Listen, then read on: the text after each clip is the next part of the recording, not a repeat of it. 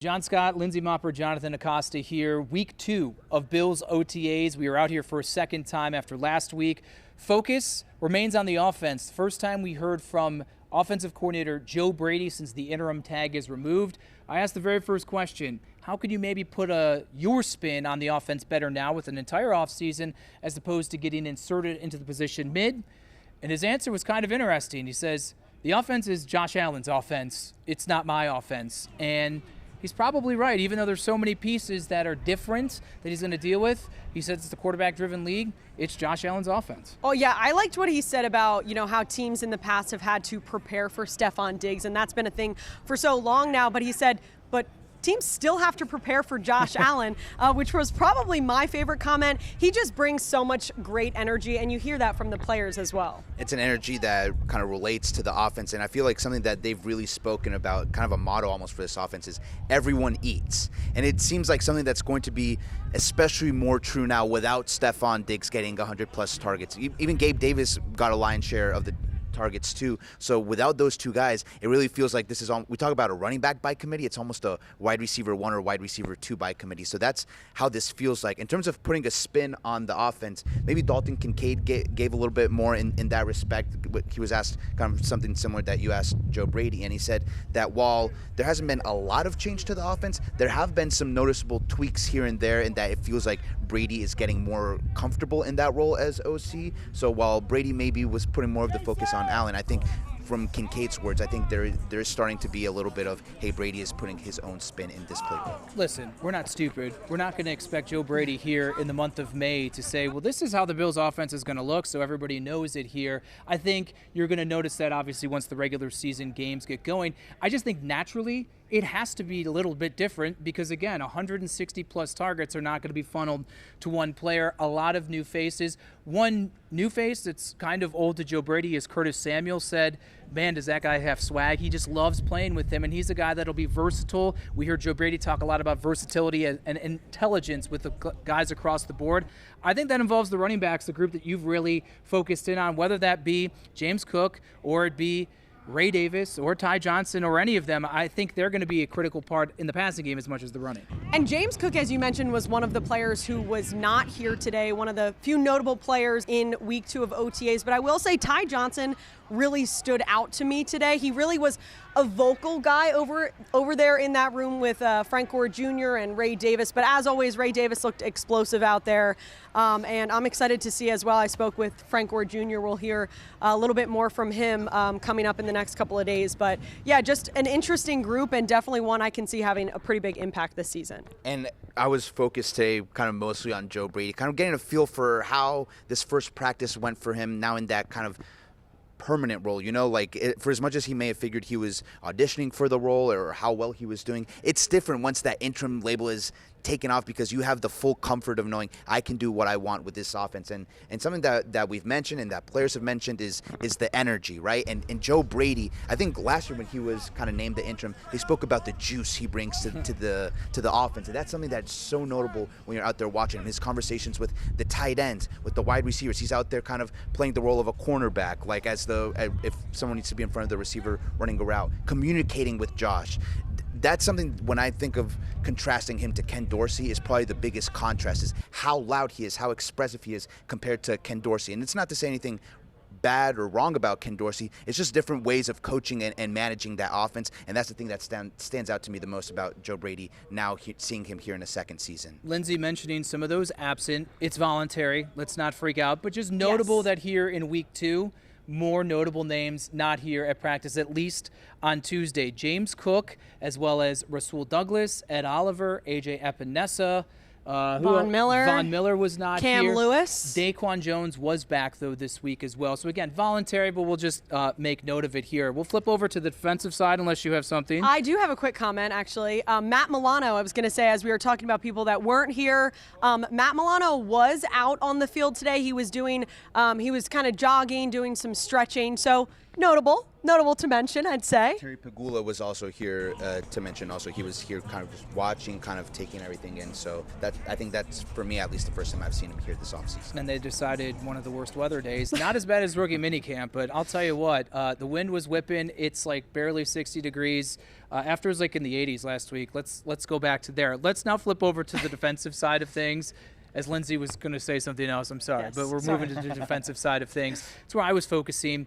And let's start in that secondary. You mentioned Damar Hamlin. Let's mention Kaiir Elam. He's someone I spoke with after practice with a group of reporters here. A lot of eyes on him. Changed his number to number 5. We all understand the backstory with him, and more of what hasn't happened with Kaiir over the first 2 years is this one. He mentioned a lot of just feeling more comfortable, trusting himself. He also did a lot of mentioning in terms of his relationship with the position coach. I don't know if it was calculated, maybe pointing some things at John Butler, but it seems like a all-encompassing fresh start for him, especially without Rasul Douglas here. He's getting a lot of reps out there. Yeah, I mean, I wasn't watching him today, or rather last week as well, but I mean, just to know that he can have that fresh start, as you were saying, I'm excited to listen to what he had to say, but I think he'll appreciate that, and it is exciting to see what kind of impact he can have this year, as we saw, some progression at the end of last season. And I think it says a lot about who Kaiir is, that he had the rough season last year, right? But he still comes in the playoffs, thrown into a position where he's having to play a lot. He had that interception in the game against the Steelers, so I think that spoke a lot to his mental fortitude. And John, I want to throw this back to you because I know you've sat down one-on-one with Kaiir in the past, and maybe you can bring in a little bit more insight into Kaiir and kind of what's going on to his mind. Do you feel like he's almost better prepared this offseason to have a larger role on his plate than maybe he was last year? I've sat down with Kaiir his rookie year, going into the last preseason game last year when a lot of attention was on him. I'll say this, and Kaiir actually mentioned it, never questioned his work ethic. I mean, the dude works the past 2 years. After practice, I've seen him hitting the jugs machine. Even today, he's working with Christian Benford and some of the younger defensive backs after practice for 20, 25 minutes. It's not about that for whatever reason. That's why it's almost perplexing. He's talented. He works super hard. It just hasn't worked to this point. If it can work for the Bills, even if it's as maybe the primary backup cornerback behind Rasul Douglas and Christian Benford, an incredible asset for this team to finally reap some rewards from that first-round selection here. Let's continue to go maybe the safety position. Taylor Rapp, after kind of getting put in timeout after blasting a receiver in non-contact, he was back out there. Damar Hamlin out there. It's an interesting thing. Another one, Cole Bishop is someone that I've had my eye on, and just seeing where they use him, how they use him, and him continuing to acclimate. Yeah, and he definitely brings, I'll use the word juice since we're using it a lot, but I will say that watching him on the sideline, he definitely brings the juice. He almost had an interception today. He was super close. Everyone was freaking out on the sideline. Someone who did have an interception, Damar Hamlin, and I know we've spoken about just how much more comfortable he feels maybe this offseason, a full season removed from everything that went on with his journey and everything, where all the storylines of like, is he going to be back on the field? Is he going to make the roster? It really feels like he can just kind of go out there and play. And he's someone who had shown kind of like signs that he can make plays before. He had a nice interception today, kind of came down from his spot, jumped the route, made a nice catch, and then kind of took it. And there's no touchdowns in practice, but it would have probably been a pick six if they were doing it like that. So Damar's comfortability is something that stands out, and I think he's someone that can be a valuable asset for the Bills with how that safety room looks, kind of all the new pieces. He's someone that has as much knowledge in that safety room of the Bills defense as anyone else. So I think he's someone that could be a really valuable asset for that defense this year. I think Damar had some really nice moments before he had the incident in Cincinnati. Last year, maybe understandably, was just kind of a wash. Now he just feels a lot more comfortable, and he has to assert himself even from a leadership standpoint without Micah Hyde and Jordan Poyer in the room as well. So it's a fresh start for him. Let's finish with special teams, which I never thought I would say. But I mentioned the wind was completely whipping out here, and Tyler Bass took full advantage from the opposite 40 on the other side, so a 70-yard field goal. 78. Well, so Matthew Smiley corrected me after practice and said it was a 70-yard field goal. I don't care if there was wind. It was a bomb from Tyler Bass.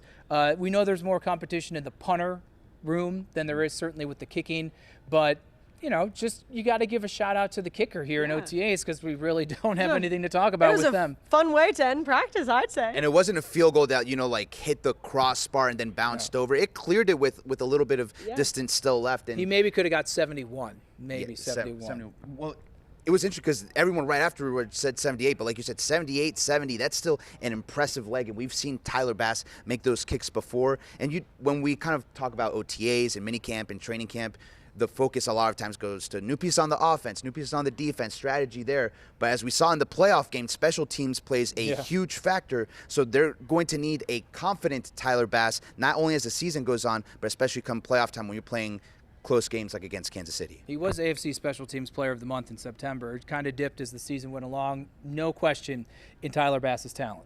I have one more comment, too.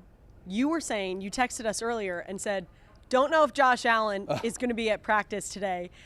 As we talked about the couple of players who were not at practice today, Josh Allen was here today. I think from his Instagram stories, he was golfing just earlier this morning. It had to have been It was a pretty fundraiser early. for the Oshai Children's Hospital at the Patricia Allen Fund. They're doing 117 holes of golf in one day. Eric Wood, part of it. They're walking over at Cragburn, the private golf course here. And Josh was in the morning.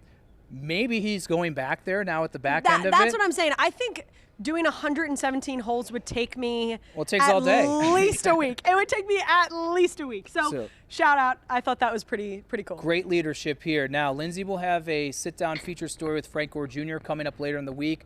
We'll have more with the guys that we heard from with Joe Brady as well. And then next week, the third and final week of OTAs, is our first opportunity to hear from new defensive coordinator Bobby Babich. So a lot of Bills offense, but I think we're finally going to give the defense their well due starting next week. So we'll have more observations from that practice as well, which will be next Tuesday. But for now, Jonathan Acosta, Lindsey Moppert, John Scott, thankfully in the calm elements of the field house here inside Orchard Park. I'm appreciating it. For Channel 2 Sports.